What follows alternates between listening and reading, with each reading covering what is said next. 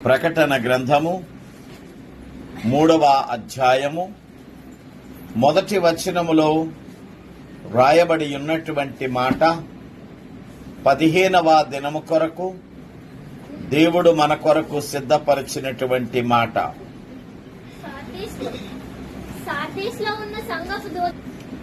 ప్రియమైన దేవుని పిల్లలారా, సార్దీసు సంఘమును గురించి ధ్యానించబోతున్నాం. ఎఫెసీ సంఘమును గురించి ధ్యానించాం, స్ముర్నా సంఘమును గురించి ధ్యానించాం, పెర్గము సంఘమును గురించి ధ్యానించాం, తుయతైరా సంఘమును గురించి ధ్యానించాం.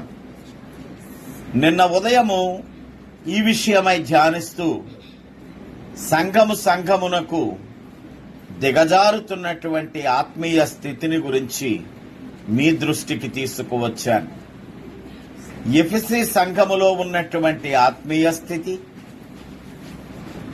పెర్గము సంఘములో ఉన్న ఆత్మీయ స్థితి, తుయతైరా సంఘమునకు వచ్చేసరికి ఏ విధముగా దిగజారింది, ఈరోజు సార్దీసు సంఘమునకు వచ్చేసరికి మరింతగా దిగజారింది అనేటువంటి విషయాన్ని మీ దృష్టిలో పెట్టుకోవాలని చెప్పి కోరుతున్నాను.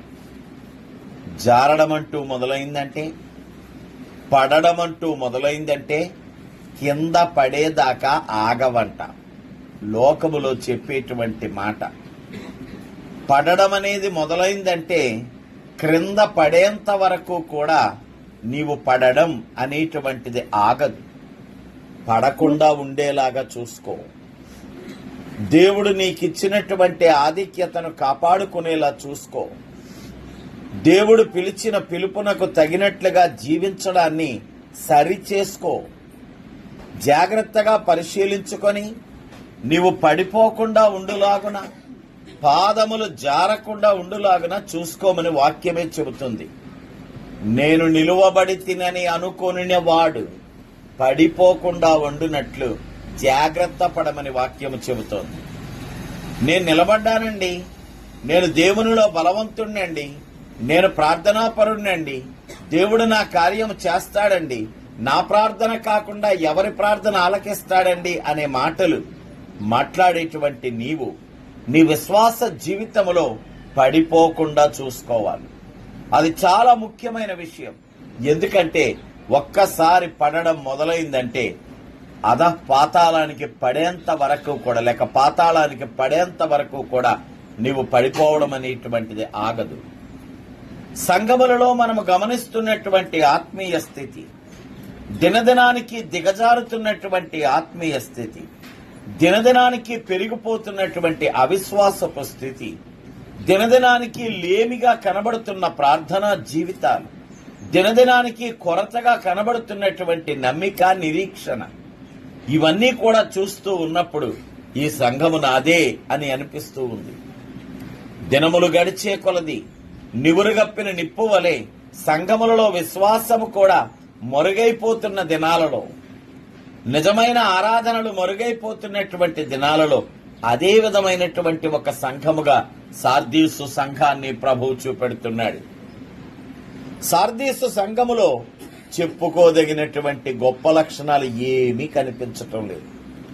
ఒకే ఒక్క చిన్ని మాట ఏం కనబడుతుందంటే, మీలో కొంతమంది తమ వస్త్రాలు మురికి చేసుకోకుండా నాతో పాటు ఉండే అవకాశాన్ని కలిగి ఉన్నారు అని ఒకే ఒక్క చిన్ని మాట కనబడుతుంది. నీ క్రియలు, నీ కష్టము, నీ సహనము, నీ జ్ఞానము, నీ భారము, నీ నడక, నీ తిరస్కారము, నీ లోబడే తత్వము, నీ విధేయత, ఇన్ని మాటలు ముందరి సంఘాలను గురించి మాట్లాడిన ప్రభువు ఇక్కడికి వచ్చేసరికల్లా ఒకే ఒక్క మాట అంటున్నాడు, నీ క్రియలను నేను ఎరుగుదును అని చెప్పి అంటున్నాడు. ప్రభువునకు మరుగై ఉన్నది ఏదీ లేదు. కాబట్టి సార్దీసు సంఘమును గురించి కూడా ప్రభువునకు స్పష్టముగా తెలుసు. ఈ సార్దీసు సంఘమును గురించి ప్రభువు మాట్లాడుతూ అంటున్నాడు కదా, ఓ సంఘమా, నేను బ్రతికి ఉన్నానని నువ్వు చెబుతున్నావు, నేను జీవించి ఉన్నానని నీవు చెబుతున్నావు, కానీ నీవు జీవించి లేవు, నీవు మృతుడవే. నేను బ్రతికి ఉన్నానని చెబుతున్నావు నువ్వు. చాలా మంది విశ్వాసులు అంటారు, మేం బలమైన క్రైస్తవులమండి, మేము ప్రార్థనా యోధులమండి, మేము విశ్వాస వీరులమండి. ఈరోజు ప్రభు అటువంటి వారితో మాట్లాడుతూ అంటున్నాడు, నువ్వు ప్రార్థనా యోధుడివనో, నువ్వు విశ్వాస వీరుడివనో, నువ్వు సంఘానికి మూలస్తంభానివనో, దైవజనుడికి కుడిభుజానివనో, దేవుని పరిచారకుడవనో ఏదో ఒక పేరు పెట్టి నువ్వు చెప్పుకుంటున్నావేమో. నేను జీవించి ఉన్నానని చెప్పి నువ్వు అంటున్నావేమో, కానీ నీవు జీవించి లేవు. నీ స్థితి నాకు తెలుసు అని ప్రభు అంటున్నాడు. నీ స్థితి నాకు తెలుసు. పైకి మాత్రమే నీవు క్రైస్తవుడిగా కనబడుతున్నావు, పేరుకు మాత్రమే నీవు ప్రార్థనాపరుడిగా కనబడుతున్నావు, లోకమునకు మాత్రమే నీవు భక్తిపరుడిగా కనబడుతున్నావు, కానీ నీ హృదయము మాత్రం నాకు దూరంగా ఉంది. నీకో విషయం తెలుసా? నీ క్రియను బట్టి నిన్ను శిక్షించడం ఆలస్యం అవుతుందేమో గాని నీ తలంపులలో వచ్చిన చెడుతనాన్ని బట్టి వెంటనే నీ ఆత్మీయ జీవితము భ్రష్టత్వములోనికి పోతుంది. ఈ మాట మీ హృదయములో నాటుకొనును గాక. నీవు చేసే క్రియారూపకమైన పాపమును బట్టి శిక్ష నీకు రావడం ఆలస్యమవుతుందేమో, తీర్పు దాకా నువ్వు ఎదురు చూడాలేమో గాని చాలా బలమైన విశ్వాసులు, చాలా బలమైన ప్రార్థనాపరులు, సంఘములో చాలా బలమైనటువంటి క్రైస్తవులు పడిపోవడానికి కారణం ఏంటయ్యా అంటే ఎక్కడో ఒక చోట వారి తలంపులలోని చెడుతనమే. ఏదో ఒక విషయములో ఒక చెడ్డ తలంపు ఎప్పుడైతే మనస్సులోనికి వచ్చిందో, ఒక చెడ్డ ఆలోచన ఎప్పుడైతే మనస్సులోనికి వచ్చిందో, జాగ్రత్త. ప్రభువు యొక్క కనుదృష్టి నిత్యము నీ హృదయము మీద ఉంటది. అంతరంగమును పరిశోధించువాడు ప్రభు. నేను కాసేపు అలా చూస్తా, కాసేపు ఇలా చూస్తా అంటే అయ్యే పని కాదండి. ఈ ఉదయం రోజు నీతో కొన్ని మాటలు నేను పంచుకుంటాను. పాటలు పాడుతున్నావా? చాలా సంతోషం, కానీ పరలోకానికి వెళ్ళవేమో. ప్రార్థన చేస్తున్నావా? చాలా సంతోషం, కానీ పరలోకానికి వెళ్ళవేమో. కానుక ఇస్తున్నావా? చాలా సంతోషం, కానీ పరలోకానికి వెళ్ళవేమో. ఎందుకో తెలుసా? నీ హృదయము ఇన్ని క్రియలు చేస్తున్నా కూడా దేవునికి దూరముగానే ఉందేమో. యెహోవా దృష్టి నిత్యము నీ అంతరంగమును పరిశోధిస్తూ ఉంటది. నీ అంతరంగమును పరిశోధిస్తూ ఉంటది. నువ్వు ఏమాత్రము ఒక చెడ్డ తలంపు, ఒక చెడ్డ మాట నీ చెవిలో పడనిస్తే వెంటనే చెడ్డ తలంపు వస్తుంది. ఎదుటి వ్యక్తిని గురించి ఆలోచించేస్తాం. వీడు ఇలా మాట్లాడడానికి గల కారణం ఏమై ఉండొచ్చు, వీడు ఇలా చెప్పడానికి గల కారణం ఏమై ఉండొచ్చు, వీడు ఇలా చేయడానికి గల కారణం ఏమై, అది నీకు అనవసరం. తీర్పు తీర్చొద్దని ప్రభు చెబుతున్నాడు. నీ రక్షణ వస్త్రాన్ని నువ్వు కాపాడుకో, నీ ఆత్మీయ జీవితాన్ని నువ్వు కాపాడుకో, నీ ప్రార్థనా జీవితాన్ని నువ్వు కాపాడుకో. ఫలానా వాడండి అకస్మాత్తుగా ప్రార్థనలో వెనకబడిపోయాడు, ఎందుకంట? అంతేలే, దేవుడు కార్యం చేయకపోతే ఏం జరుగుతుంది? నీ మనస్సులోకి ఇప్పుడు ఎవరొచ్చారయ్యా? సాతాను. నువ్వు చేతులారా ఆహ్వానిస్తున్నావు. ఇక్కడ సార్దీసు సంఘములో జరుగుతున్నది అదే. క్రియలున్నాయేమో, గొప్పవైనటువంటి ప్రార్థనలు ఉన్నాయేమో, చక్కగా పాటలు పాడుతున్నారేమో, అనేక మంది ఎదుట సాక్షులుగా ఉన్నారేమో, కానీ ప్రభు అంటున్నాడు, నువ్వు పేరుకు జీవించి ఉన్నానని చెబుతున్నావు గాని నువ్వు మరణించే ఉన్నావు. ఈ మాటకు అర్థం ఏంటో తెలుసా? నువ్వు పేరుకు క్రైస్తవుడనని చెబుతున్నావు గాని నువ్వు లోకముతోనే ఉన్నావు. నేను అంటాను కొన్నిసార్లు, మొన్న ఈ మధ్యన మాట్లాడతా మీతో ఈ మాట చెప్పాను నేను. అయ్యా, శ్రమలు లేకపోతే విశ్వాస జీవితములో బలపడలేవు. అందుకని శ్రమలు కావాలని ప్రార్థన చేస్తారా పాస్టర్ గారు అని నువ్వు అనుకుంటున్నావేమో. ఆ శ్రమ దేవుని యొద్దకు నిన్ను తీసుకువెళ్ళేటువంటి మెట్టంట. ఒక్కొక్క శ్రమ, ఒక్కొక్క ఇరుకు పరిస్థితి, ఒక్కొక్క ఇబ్బంది, ఒక్కొక్క కన్నీటి చుక్క కార్చేటువంటి పరిస్థితి దేవుని దగ్గరకు నేను తీసుకువెళ్ళేది ఎప్పుడో తెలుసా? నీ హృదయంలో దేవుని యందు విశ్వాసం ఉన్నప్పుడు. విశ్వాసం లేదనుకో, ఆటోమేటిక్గా ఏం చేస్తా? నాకు ఎందుకు వచ్చిందండి శ్రమలో, వదిలేసిపోతే పోయే. నాకు ఎందుకు వచ్చిందండి ఇబ్బందులు, వదిలేసిపోతే పోయే. అదొక మార్గం. కానీ నువ్వు దేవుని అంటి పెట్టుకుని ఉన్నప్పుడు, నువ్వు నిజముగా దేవుని ఆశ్రయించినప్పుడు, నువ్వు నిజముగా దేవుని కృప కొరకు ఎదురు చూస్తున్నప్పుడు, ప్రియ దేవుని బిడ్డ, శ్రమ నిన్ను బలపరుస్తుంది. ఇక్కడ గమనించారా? సార్దీసు సంఘానికి ఏ విధమైన శ్రమలు కూడా ఉన్నాయని ప్రభువు చెప్పటం లేదు అక్కడ ఉన్న వచనాల్లో. అయ్యా, శ్రమలు లేనప్పుడు ఎలా ఎదుగుతారు ఆత్మీయ జీవితంలో? ఎన్ని శ్రమలన్నా భరిస్తామండి. ఒకటా రెండా? రోజు వెంబడి రోజు, శ్రమ వెంబడి శ్రమ, కన్నీటి వెంబడి కన్నీరు, దుఃఖము వెంబడి దుఃఖము. అయినా పర్వాలేదు, ప్రభువు నీ కొరకు సంతోషకరమైన దానినే సిద్ధపరిచాడు తప్ప శ్రమలో నిన్ను విడిచిపెట్టువాడు కాదు. ఆమేన్. శ్రమలో నిన్ను విడిచిపెట్టువాడు కాదు. కొన్నాళ్ళ మట్టుకు, కొంతకాలము మట్టుకు నీవు శ్రమలను అనుభవించక తప్పదు. ఆ కొంతకాలము, ఆ కొద్దిపాటి శ్రమలు యోబు అంతటి శ్రమలా, దావీదు అంతటి శ్రమలా, పౌలు అంతటి శ్రమలా మనకు తెలియదు. అది 10 సంవత్సరాల 20 సంవత్సరాల మనకు తెలియదు. కానీ ఒక విషయం నువ్వు తెలుసుకో, శ్రమ నిన్ను దేవునికి ఇష్టునిగా మారుస్తుంది. శ్రమ నిన్ను దేవునికి ఇష్టునిగా మారుస్తుంది. శ్రమలో దేవుడు నీ పక్కనే ఉంటాడు. శ్రమలో దేవుడు నీకు తోడుగా ఉంటాడు. శ్రమ వచ్చినప్పుడు తన చేతులను అడ్డం పెట్టి నిన్ను కాచి కాపాడుతాడు ప్రభువు. శ్రమ లేనప్పుడు నీ గురించి ఆలోచించక్కర్లే. అదే మాట యేసయ్య చెబుతున్నాడు, రోగుల కొరకు వైద్యుడు, పాపుల కొరకు నేను. పాపమే లేనప్పుడు దేవునితో పనేముంది? శ్రమే లేనప్పుడు ప్రార్థన చేయాల్సిన అవసరం ఏముంటుంది మనిషికి? శ్రమ వచ్చినప్పుడు నీ ప్రార్థనలను నీవింకా పదును పెడతావు, నువ్వింకా బలపరుచుకుంటావు, నువ్వింకా అధికముగా ప్రార్థన చేస్తావు. నేనంటాను, ప్రభువు ఇక్కడ సార్దీసు సంఘములో ఏ విధమైన శ్రమల గురించి మాట్లాడతలేదు కాబట్టే వారి క్రియలు బాగున్నాయి. ఆదివారం వచ్చిందంటే కుటుంబముల సమేతముగా దేవుని మందిరానికి వస్తున్నారు. మంగళవారం ఆల్ నైట్ ప్రార్థన అంటే కుటుంబముల సమేతముగా దేవుని మందిరానికి వస్తున్నారు. శుక్రవారం ఉపవాస ప్రార్థన అంటే కుటుంబముల సమేతముగా వస్తున్నారు. ఎక్కడో దండయాత్ర అంటే కుటుంబముల సమేతముగా వస్తున్నారు. మనుషులు రావడం అయితే వస్తున్నారు, కానీ వారి హృదయం అయ్యా దేవుని యందు లేదు. హృదయము దేవుని యందు లేదు. నీవు క్రీస్తు వాడవే గాని క్రీస్తు నీ వాడు కాదు. ఈ మాట యొక్క లోతు అర్థమవుతుందా? నువ్వు క్రీస్తు వాడవే కానీ క్రీస్తు నీ వాడు కాదు. ప్రభు అనుకుంటున్నాడు, నా బిడ్డడు నా సంఘంలో నడుస్తున్నాడు, నా మందిరంలో ఉన్నాడు, నా ఆరాధనలో ఉన్నాడు. కానీ నువ్వు అనుకుంటున్నావు ఇక్కడ కూర్చొని కూడా లోక సంబంధమైన విషయాలు ఆలోచిస్తున్నావు, లోక సంబంధమైన లబ్ధి కొరకు ఆలోచిస్తున్నావు. ఒకసారి నిర్గమకాండములో 10వ అధ్యాయములో నిర్గమకాండములో 10వ అధ్యాయంలో అక్కడ శ్రమలను ఎదుర్కొంటున్నటువంటి ఐగుప్తు దేశం కనబడుతుంది. మోషే గారు, అహరోను గారు వచ్చారు.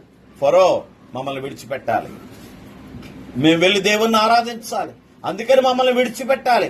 ఫరో అంటున్నాడు, ఎటు విడిచిపెట్టాలా? సరే అయితే వదిలేస్తానులే, ఎవరెవరు వెళ్తారో చెప్పండి, రెడీ అవ్వండి, రేపు పొద్దునే పంపించేస్తాను.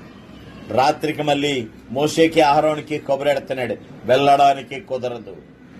ఈలోగా తన హృదయము దేవుని చేత కఠినపరచబడగా వెళ్ళడానికి కుదరదు అని చెబుతున్నాడు.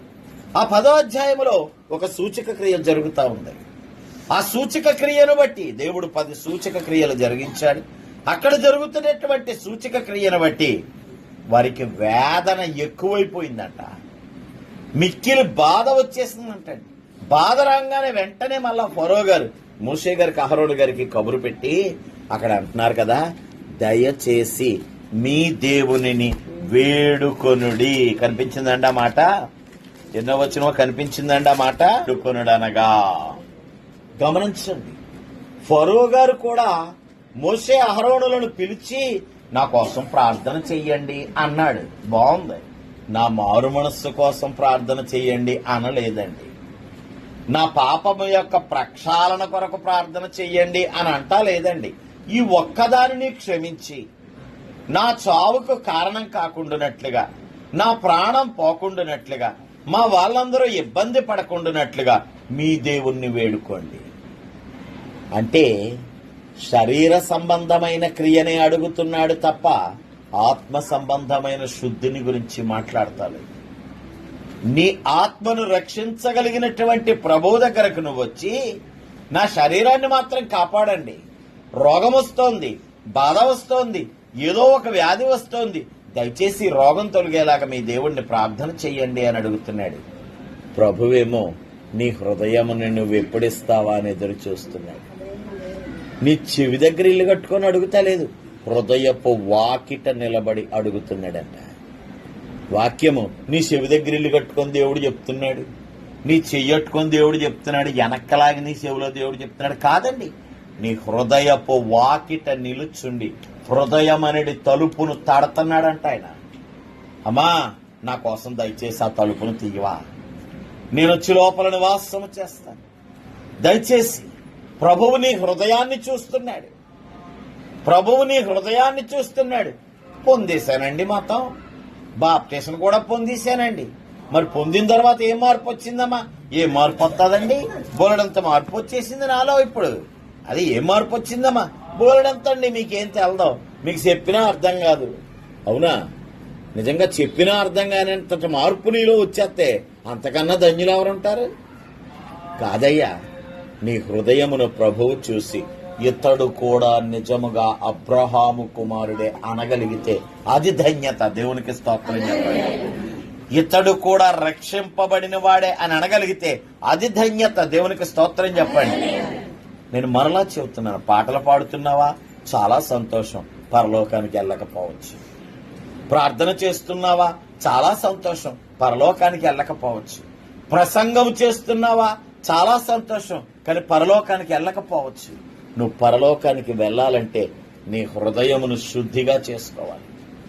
ఈ హృదయము లోకమును ప్రేమించకూడదు, ఈ హృదయము లోకమును ప్రేమించకూడదు. లోకమును ప్రేమించేవాడిగా ఉంటే పరలోక రాజ్యమునకు చేరవు.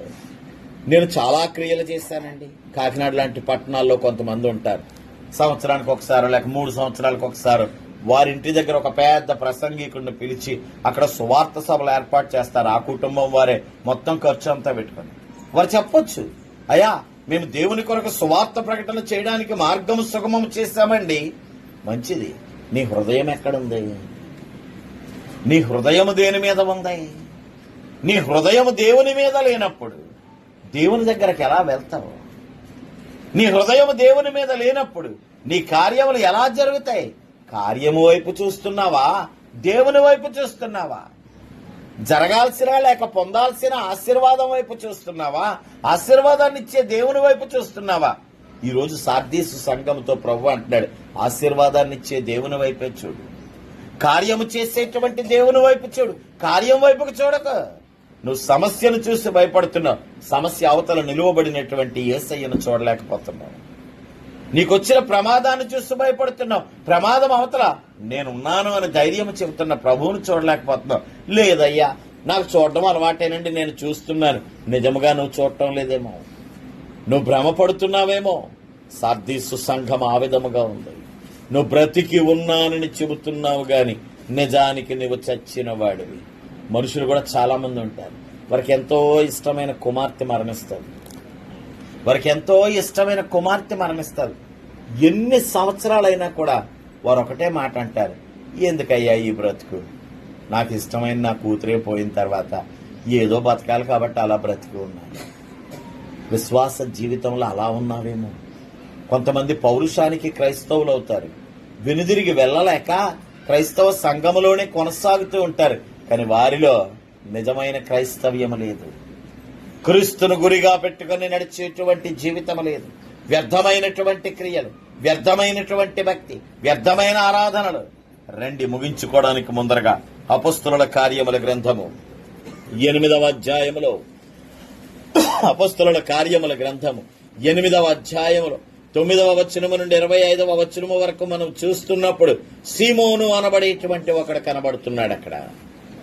ఈ సీమోను ఏ సీమోను అయ్యా అంటే గారడివాడైనటువంటి సీమోను. సంఘమునకు హింస కలిగింది, సంఘమునకు హింస కలిగింది. సువార్థికులందరూ చెల్లాచెదురైపోయారు. ఈ ఊరిలో బ్రతికేటువంటి పరిస్థితి లేదు కాబట్టి, మేము ఈ ఊరిలో సువార్త ప్రకటించే పరిస్థితి లేదు, కానీ సువార్త ప్రకటించడం తప్ప మాకు ఊపిరి మరేమీ లేదు అనుకున్నటువంటి వారు చుట్టుపక్కల ఉన్న దేశాలకు సువార్త ప్రకటించడానికి వెళ్ళిపోయారు. అలా సమరయ దేశానికి ఫిలిప్పు వెళ్ళాడు. ఫిలిప్పు వెళ్లి అక్కడున్న వారికి క్రీస్తును గూర్చిన వార్తను బోధించడం మొదలుపెట్టాడు.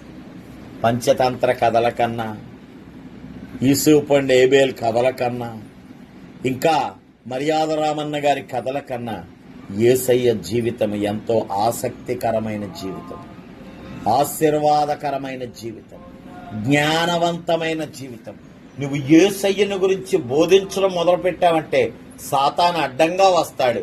మార్పు చెందాలనుకునేటువంటి వారు ఇష్టంగా వస్తారు. ఫిలిప్పు వచ్చాడు, సువార్త ప్రకటించడం మొదలుపెట్టాడు.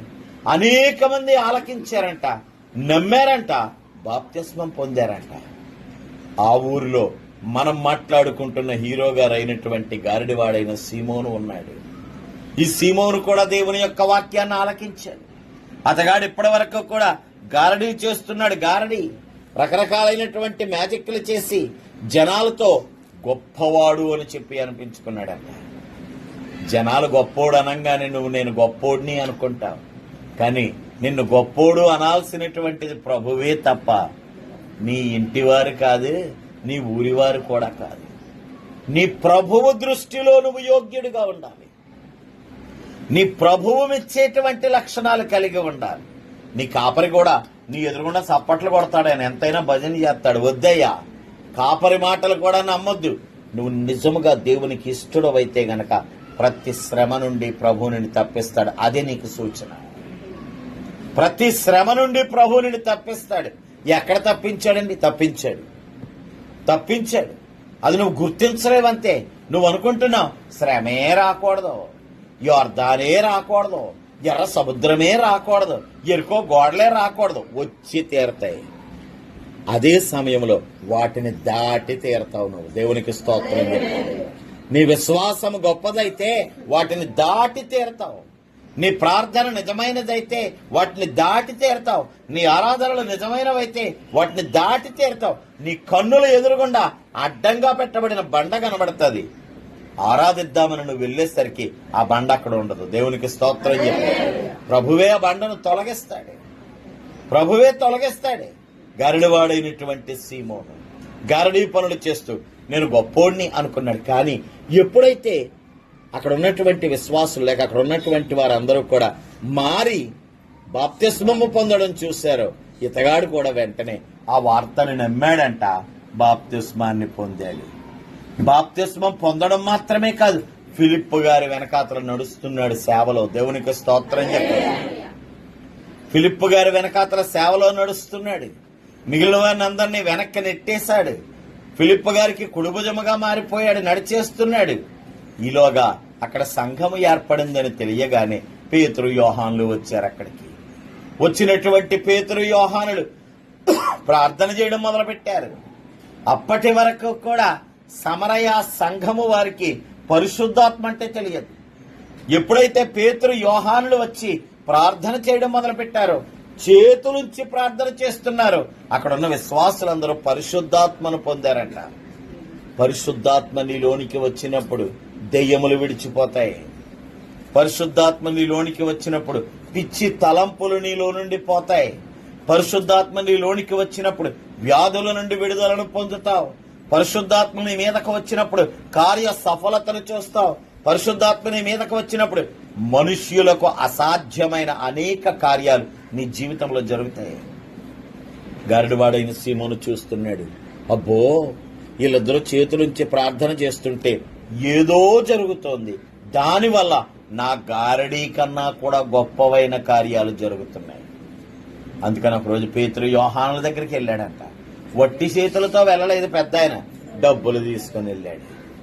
డబ్బులు తీసుకొని వెళ్ళి వాళ్ళకి డబ్బులు ఆశ చూపించి అంటున్నాడు, అయ్యా మీ దగ్గర ఏదో శక్తి ఉందంట, ఆ శక్తి ఈ డబ్బులు తీసుకుని నాకు ఇచ్చేయండి.